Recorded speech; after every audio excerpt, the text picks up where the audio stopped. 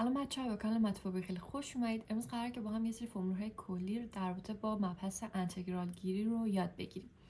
این فرمولایی که براتون امروز قراره توضیح بدم فرمولای پایه هستش. یعنی اول باید حتما این فرمول‌ها رو یاد بگیرید تا بتونید سوالات سخت‌تر رو خیلی راحت‌تر حل کنید. فرمول اول زمانی هستش که ما میخوایم از یک عدد ثابت که حالا این قسمت به اسم کا میخوایم انتگرال بگیریم هستش و متغیری که داریم در واقع میخوایم بر اساس متغیر x از کا انتگرال بگیریم. با توجه به اینکه کا هیچ متغیر xی درش نداره، انتگرالش خیلی ساده است. یعنی در واقع بوده کا ضرب در x یا بوده کا x به اضافه یک عدد ثابت که در واقع اگر که دوباره بخوایم از این جواب انتگرالمون مشتق بگیریم باید برسیم دوباره به همین کا و وقتی که مشتق بگیرید از کا x به اضافه c میبینید که در نهایت فقط کا میمونه. یه مثال بیایید ما هم حل کنیم. فکر کنید که مثلا میخوایم از سه انتگرال بگیریم بر اساس متغیر x. در واقع جواب میشه 3x به اضافه c که وقتی دوباره ازش مشتق بگیریم جواب میشه همین 3. حالا 3 یه عدد خیلی ساده است، میتونه عددی سختری هم باشه ولی فرقی نمیکنه، در واقع همونه. مثلا فکر کنید داریم میخوایم از -2 به توان 1000 به توان 5 انتگرال بگیریم و هیچ xی جلوش نیستش و میخوایم بر اساس متغیر x رو انتگرال بگیریم و در نهایت جواب که برامون میمونه هست -2 به توان 1000 به توان 5 در x به اضافه یک عدد ثابت که در واقع ویدیوهای قبلی که بالا براتون لینک کنم توضیح دادم که این عدد c از کجا میاد. حتما ویدیو رو تماشا کنید.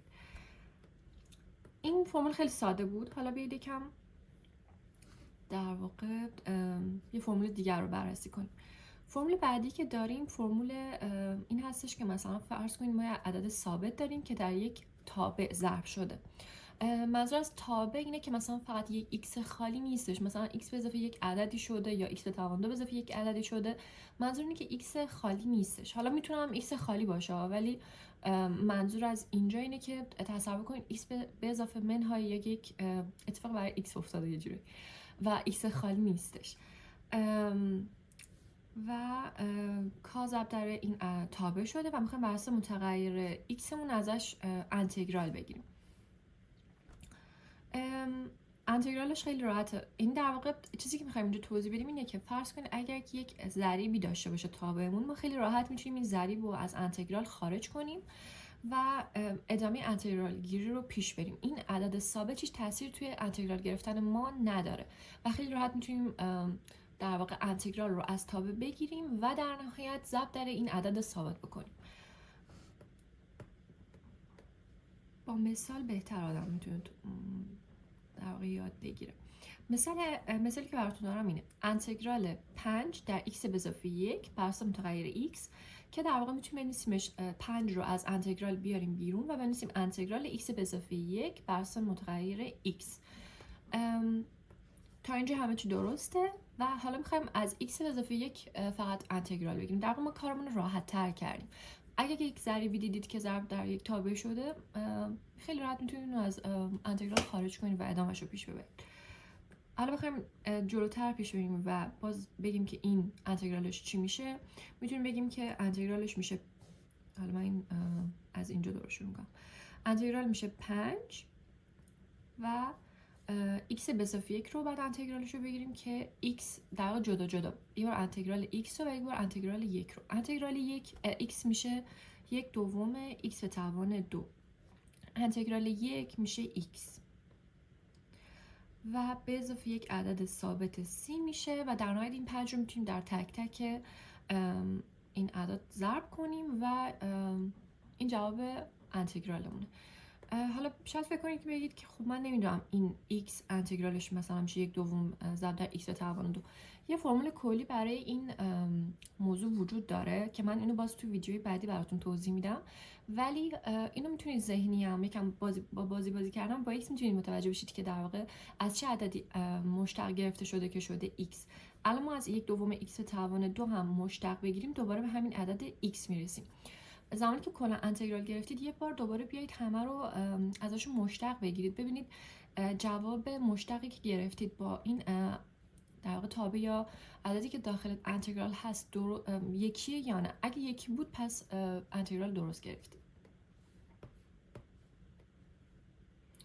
خب این یک فرمول دیگه هستش که در واقع تصور کنیم ما میخوایم انتگرال دو تا تابع که در هم دیگه جمع شدن رو میخوایم محاسبه کنیم، یا هم که اصلا دیگه کم شدن، یعنی اینجا علامت منها هم میتونه باشه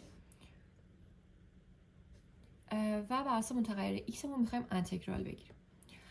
خیلی راحت میتونیم بیایم این دو تا تابع رو از هم جداگانه انتگرال بگیریم، یعنی یه بار بیایم از f(x) انتگرال بگیریم بر اساس متغیر x مون و به اضافه منهای اون انتگرال تابع دیگه کنیم، یعنی بیایم جداگانه از در واقع تابع دیگه که اینجا jx هستش انتگرال بگیریم بر اساس متغیر x مون و در نهایت این دوتا رو با هم دیگه جمع یا منها کنیم. این جمع یا منها بستگی داره که بینشون توی خود این قسمت مثلا جمع بوده پس جمع میکنیم، اگه منها بوده دوباره منها میکنیم. مثالش رو که بخوایم حل کنیم، من این دو چیز رو نذاشتم، مهمترین چیز یه مثالی هستش که حالا جوابش من خودم نوشته بودم ولی گفتم خودم براتون حل کنم بهتر باشه تا اینکه جواب ببینید. ببینید مثلا اینجا ما دو تا تابع داریم که در هم دیگه جمع شدن و میخوایم ازشون انتگرال بگیریم.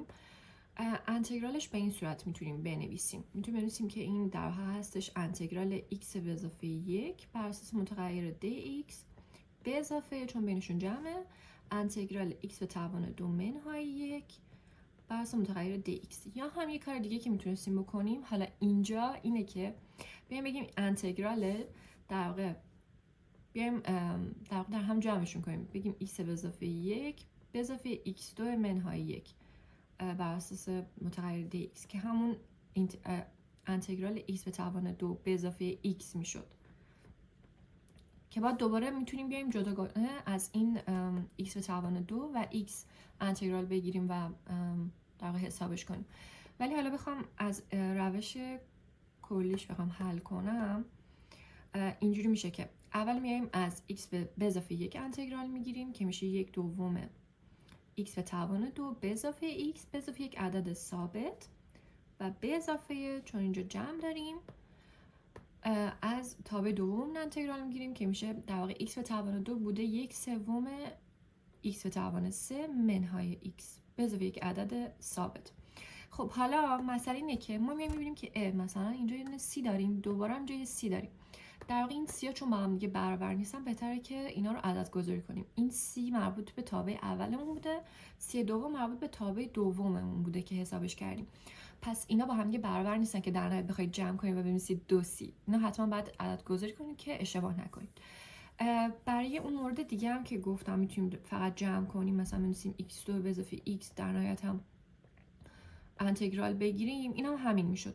میتونستیم بنویسیم در واقع 1/3 x به توان 3 به اضافه 1/2 x به توان 2، چون این بالا هم همونجور که میبینید این x با این منفی x خط میخوره و در نهایت همون میشه و به اضافه کنیم با یک c کلی که این c کلی اینجا در واقع هست c1 به اضافه c2.